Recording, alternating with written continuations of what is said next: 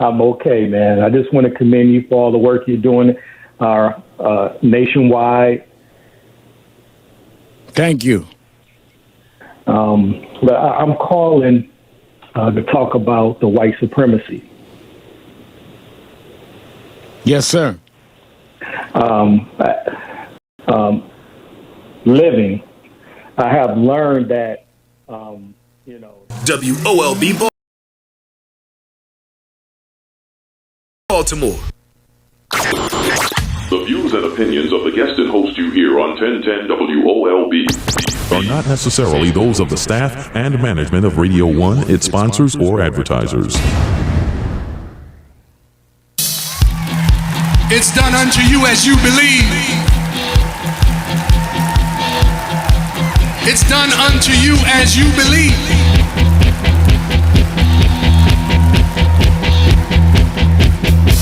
I'm gonna get there, yes, somehow. Push my way through the crowd. I'm gonna grab you by the hand to a place we will stand. Stand proud, no fear. It's clear, I believe in you.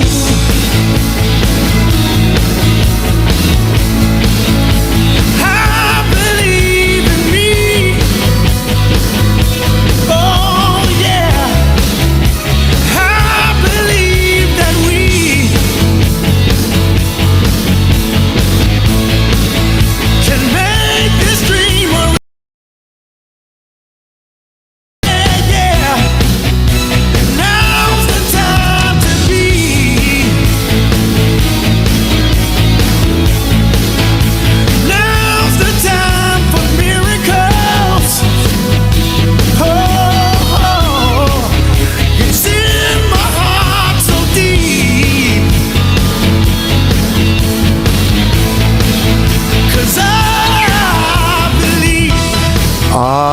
Yes. Good morning. Good morning. Welcome to Patrick Henderson's Meet the People.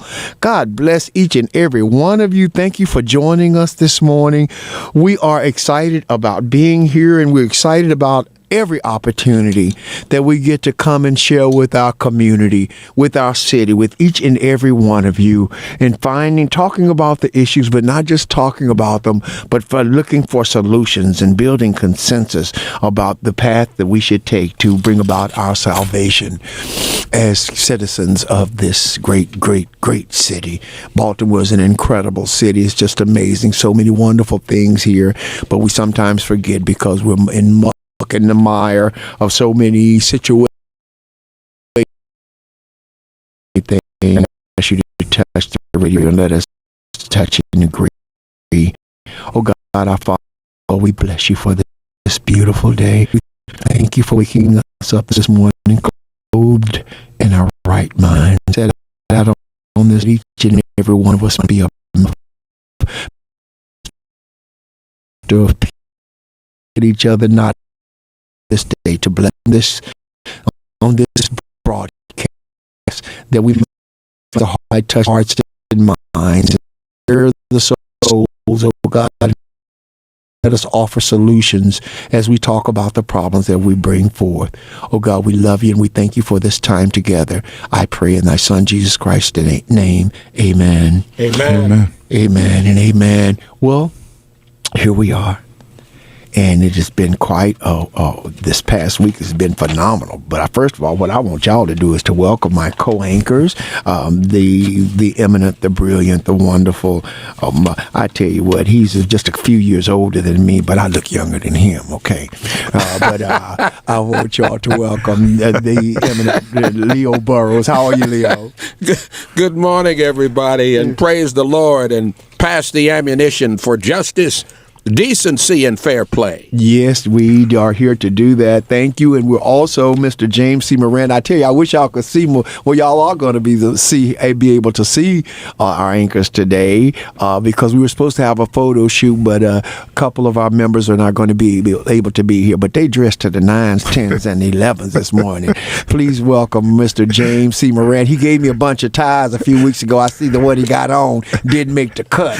You know, I got to figure out how I can talk him out of it. Well, there's a commandment about that. Is it called coveting?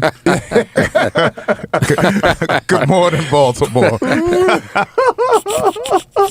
Well, we certainly welcome you, each and every one of you. And I tell you, our erudite, our librarian, our go-to source for documentation and totally brilliance, Mr.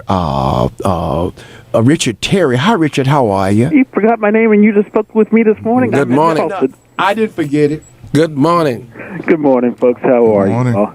Wonderful, wonderful. How are you doing? Oh, I'm doing reasonably well. I'm sitting here at in Command Central. You know me and my computer. Hey, yo, we love your computer. And you let me know if you need any work done on it. I will happily help you pay for it. Because that computer is just life. Because of your deep connections to the city over a long span of time. He is just the source. He can tell us when, why, how, and where to go find the documentation. So we welcome each and every one of you today.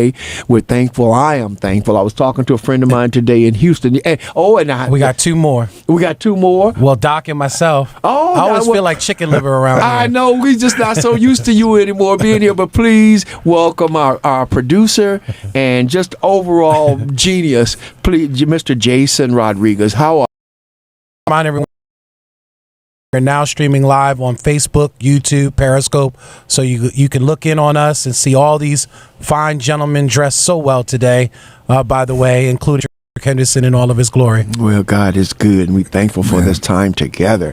And please welcome also, let me see if I got Doc. Do I have to hit the button for Doc, too? No, he's already up. How are you?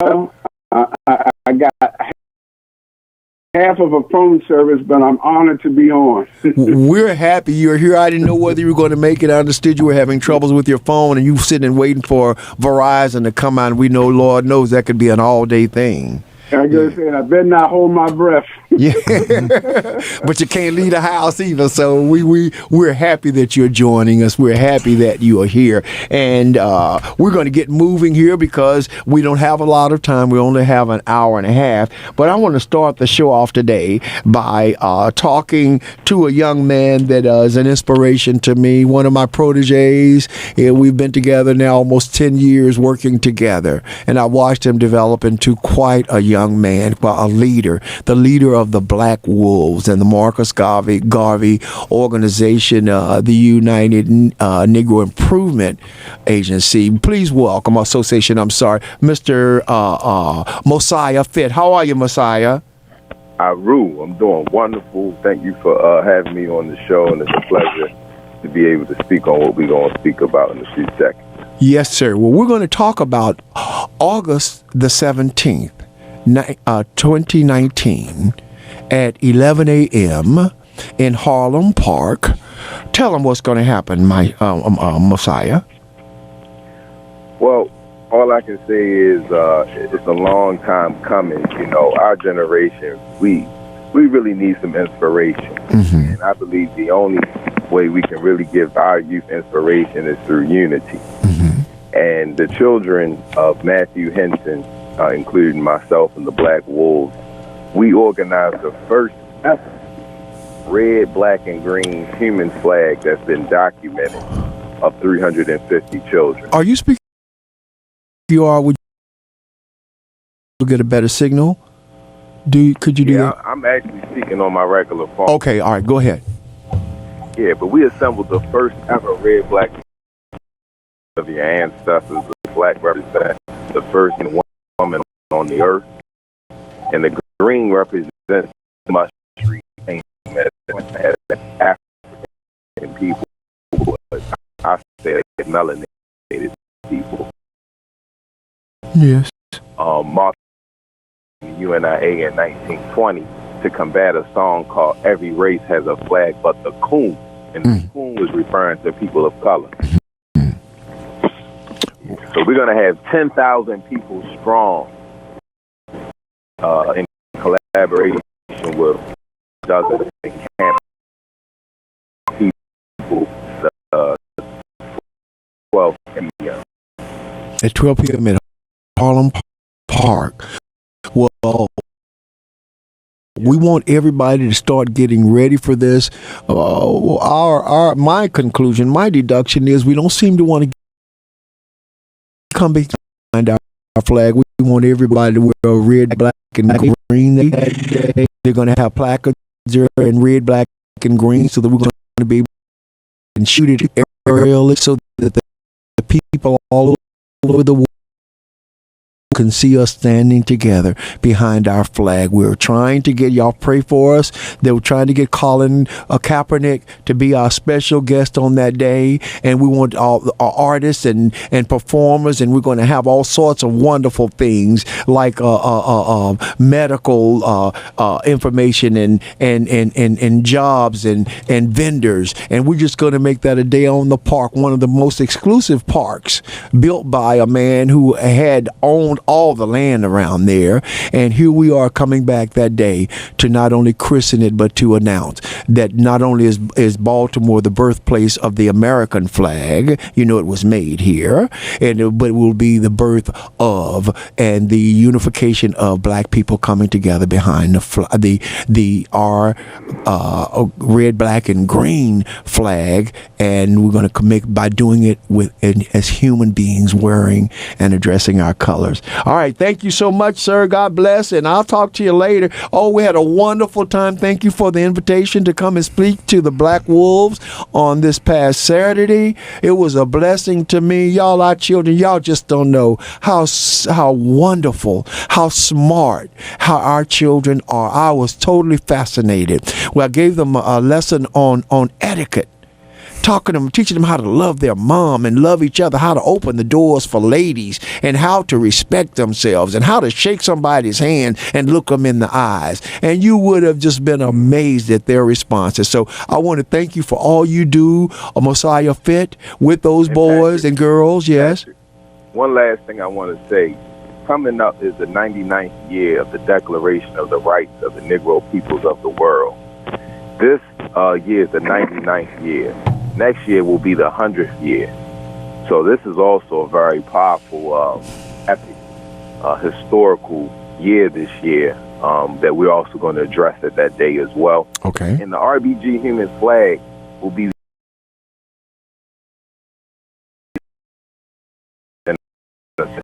right. It's historic. All right. Got to go.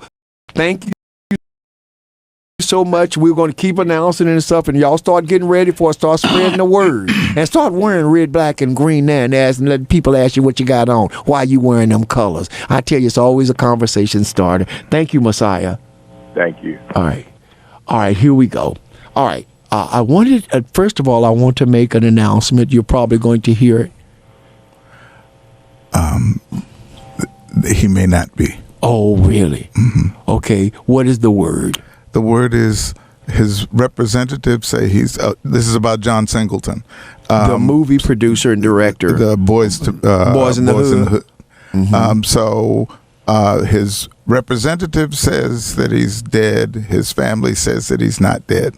So you're getting conflicting rumors. Facebook and all these media outlets can be a blessing and they can be a curse. Mm-hmm. I showed it to Patrick just a few minutes ago, and as I was pulling the announcement back, there was another announcement that came through that said he's in a medically induced coma, but has not passed yet. He has not passed yet. We actually read an article earlier from The Root that was saying that his daughter was saying that he is in ICU. He's not in a coma and should be expected to go home in a few days. Oh, see. Wow, the conflicting responses. Let's just hope that he heals and that he comes. He's only 51 years old, you all. But that leads me to our first topic of the day. Black men and prostate cancer. It is the leading cause of cancer, of death in our community. Men are nervous about it. They're skeptical of it because the doctor has to examine them, and he has to do it with his fingers, with a finger that he goes into their rectums to feel the size, to check to see if the prostate is enlarged. And if it's enlarged, there can be two things. It could be just enlarged because of the getting older, or because of some other reasons that I'm going to get to. But the men don't like the idea of some man sticking his finger there. So we don't go get it checked on. We don't talk about it. And the age they say that we should get checked is at 50. But that is not true when it comes to black men. We should start getting checked at 30 years old, because University of Maryland has told me that they see 30 and 40-year-old black men coming into their system, into their hospitals with full-blown prostate cancer. Now, I am making an announcement and want you all to know that I have been diagnosed with prostate cancer. I've taken care of myself. Go to the doctor. I've been monitoring it. Every time I go, they take my blood and they check it to see what my PSA is. And it was elevated last year. And this year it had almost doubled in its elevation. And they gave me a CAT scan and so forth, and found out that I did have cancer. And it's only on one side of my prostate, but it is on a number 9 scale, which is extremely aggressive. And so, of course, I went to the urologist, and the first thing they wanted to do was to say, well, Mr. Henderson, you have it, and we'll set up surgery for you as soon as possible. And I said, what does that surgery entail? They said, well, for one thing, we're going to have to cut your prostate out. Then we're going to treat you with chemotherapy to kill the cancer. And I said to the doctor, I said, isn't that a bit barbaric in this day and time? He said, well, that's the way that we use. And he told me, oh, well, you can go to these other people and see what they're going to do. But bottom line is that's really the best way to handle it. Well, I was sitting in my bedroom one night after I had been diagnosed, and an advertisement came on from the University of Maryland talking about a new system, a new therapy called proton therapy. And what proton therapy is laser surgery. They don't cut you. There is no invasiveness. What they do is they pinpoint where the tumors are. Then they go in with that laser and they zap them with small amounts of radiation. They have a 98% cure rate if they catch it early. They did catch mine early, and it has not metastasized. It has not spread over my body. It was just in that one place, so it can be treated. Now, not only did they decide they wanted it from that system, but they also worked on my immuno. What did they do? They gave me a pill that told my testosterone to stop going to feeding the cancer. Who knew that testosterone was a feeder? But testosterone, they gave me a pill to stop from feeding the testosterone to the cancer and to shrink the size. And then they gave me this major shot that's supposed to shrink the size of it. But the one thing that surprised me was when the doctor told me to start taking vitamin D. And I said, vitamin D? He said, yes, sir, vitamin D. I'm going to read an article for you. Raising your vitamin D level to 40 milligrams may slash your cancer risk by 67%. Raising your serum vitamin D to this level can slash your risk of invasive cancers by 67% over those with low vitamin D levels. Men diagnosed with aggressive prostate cancer typically have vitamin D levels below 23 milligrams, according to research. Vitamin D can be used as a biomarker to predict the aggressiveness of prostate cancer.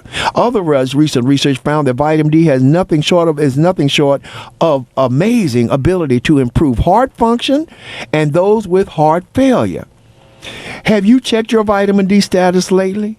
Ideally, you want the vitamin D level to be 40 to 60 milligrams. Based on mounting research, that amount appears to be the magic number at which a whole host of health benefits are reached. Now, ladies, I want y'all to listen to this too.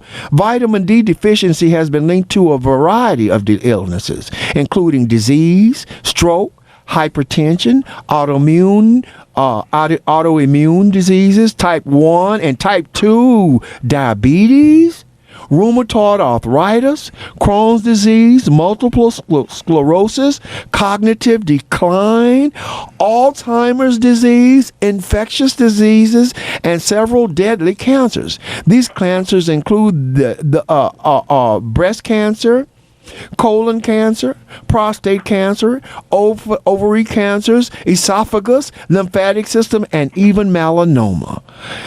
Vitamin D lowers overall mortality risk. It's no surprise that the Institute of Medicine reports an association between vitamin D and overall mortality risk too. In a 54-month long study involving more than 422,000 healthy adults, those who were most deficient in vitamin D had an 88% increased risk of death from any cause. This is the kind of benefit I'm talking about when I say it would be wise to temper fears of melanoma, the deadliest form of skin cancer, and weigh the risk of other benefits such as significantly reduced risk of death from a disease. Moreover, adhering to the sensible sun exposure guidelines and making sure you do not get burned. Well, they're talking to white folks right there, but I want to stop right there because we as black people don't feel like we need the sun. So we have a very low deficiency. We have a major deficiency when it comes to the amount of vitamin D in our bodies. I said I was surprised when my doctor told me to start taking vitamin D and to start exercising. I didn't realize that time until I went and did the research that black people have a natural deficiency. We're always covered up. We're always in the house. We don't get out and play. We don't get natural sun. We need vitamin D.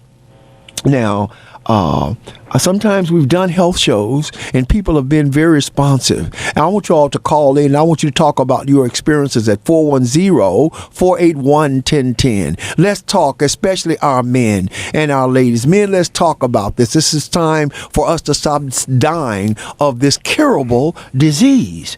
It's just sad that you think that because they got to touch your rectum that you somehow are so proud that you don't want that done. But I want to tell you, if you can't get the boo-boo right, when the boo-boo part ain't working right, the front part, the part that you want to rise up, is over. So you want to make sure that you take care of the back part in order for the front part to work properly. I don't know any other way to put it, to explain it to you all, because I know everybody loves sex and everybody loves being able to make love. But once that prostate goes awry, your days are pretty much numbered as far as being able to have proper erectile functions. So we need to listen and we need to talk about this, and we need to understand the need for us to take care of our bodies. Men, well, typically, women will go get checked.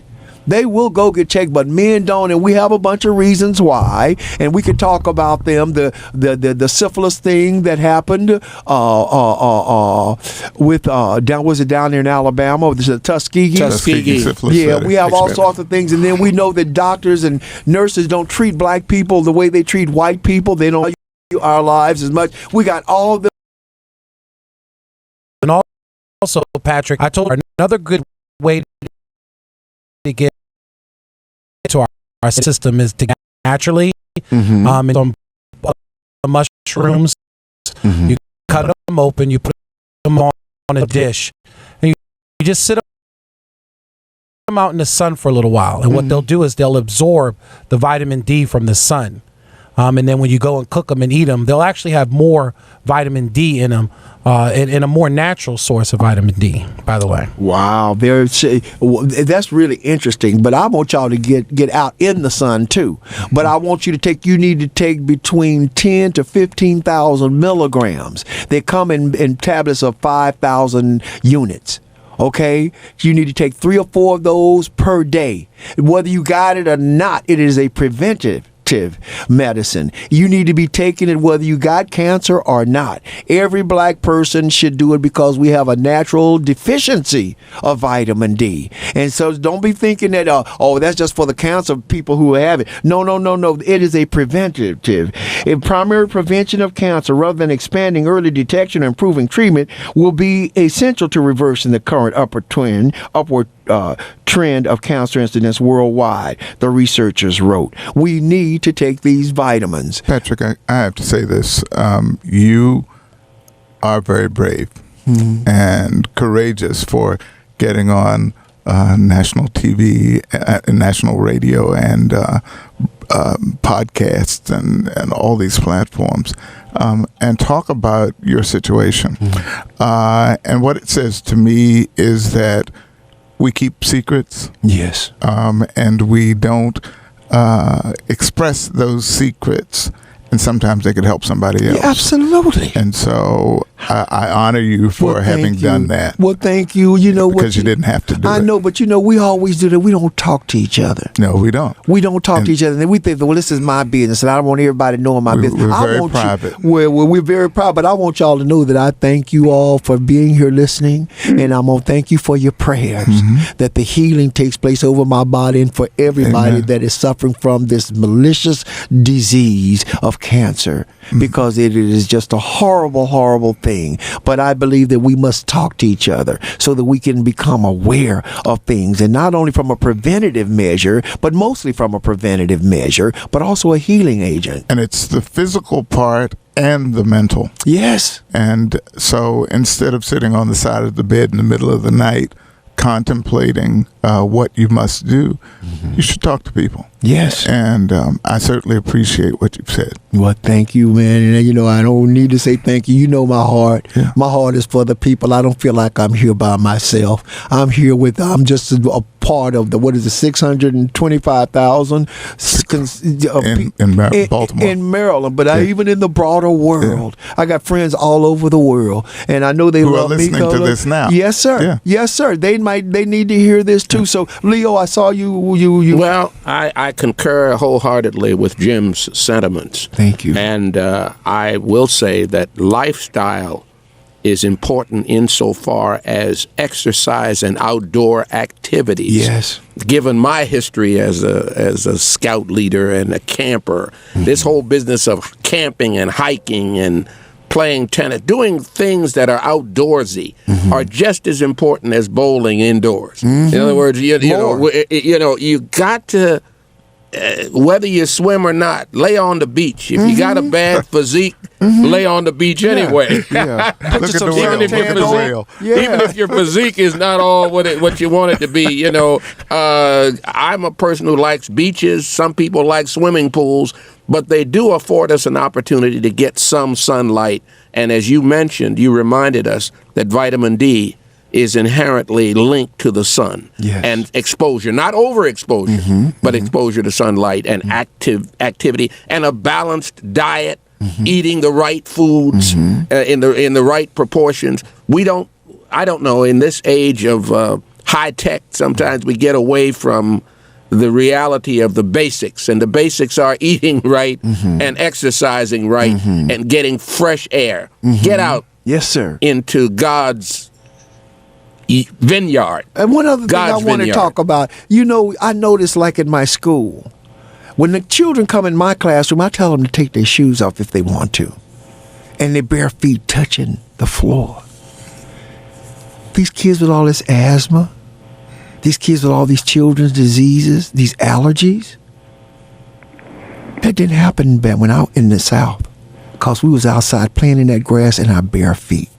Well, that's because, Patrick, these days you have most of these children who would rather be sitting in front of a TV set playing on their Xboxes half the time. Yes. That's true, but I'm going to tell you that's not always the complete truth. When I'm out there with my kids and the boys want to climb the fences or climb the trees, it's some elderly person, get off that tree, you going to hurt yourself. Get out from there, you going to hurt yourself. And I go, leave them alone. These are boys. This is what boys do. I think we're trying to be protective, but we're not realizing we are robbing them of the opportunity to not only build immunity to these diseases, like climbing a tree up in there with all that pollen and stuff. Well, you're going to build a resistance to it, so you ain't going to be having allergies when you get older. We don't see the connection of the earth, Leo, as you have all of your life.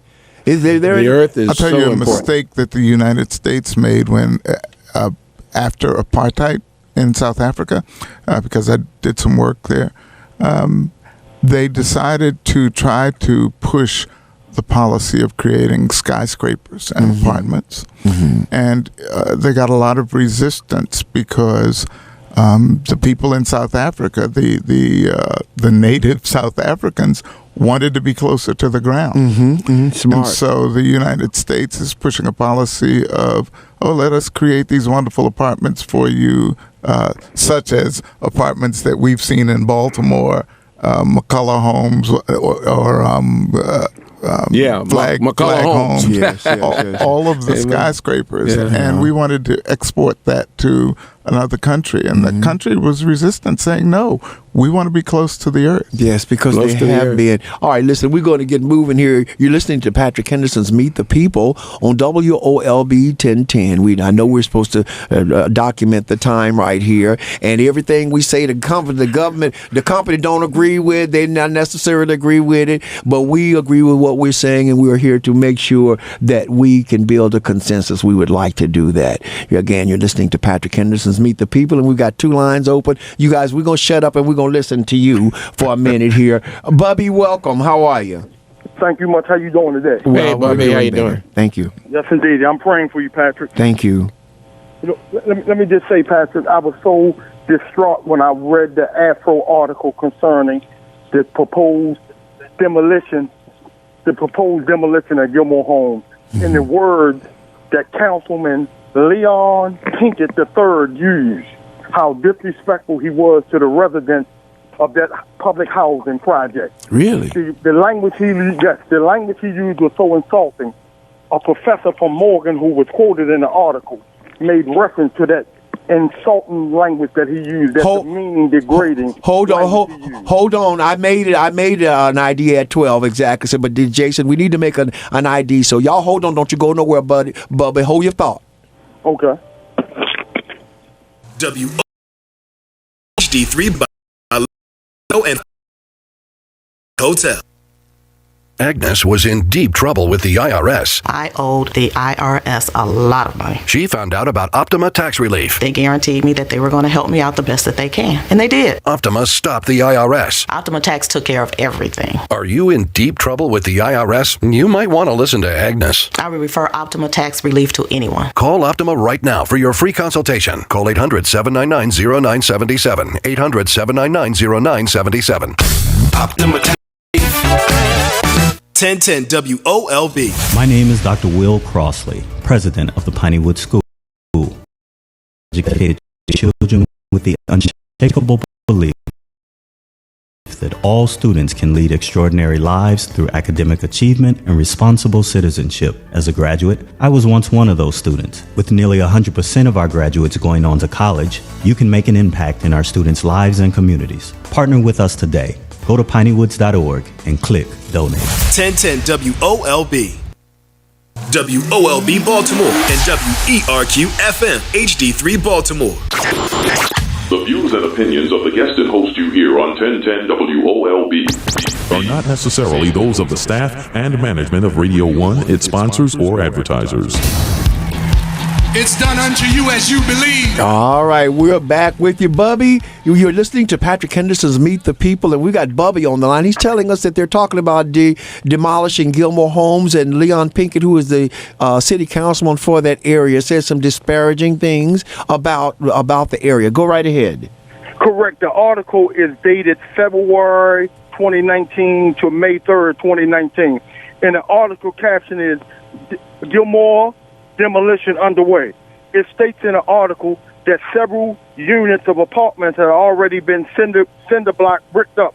That's the front entrance. They put black brick on it to keep people out of it. And the professor name is Dr. Lawrence Brown. You know, but my whole point is this: it seemed like Mr. Pinkett is quick to jump on TV to do disparaging things concerning the Sandtown Winchester community. And no one seemed to check it, that he is a betting member for Greater Baltimore, that he was the mayor under Stephanie Rawlins Blake. He was the deputy mayor in charge of acquisition and development property. If we going to conflict, this is a message to Jack Young. Jack Young, concerned about housing.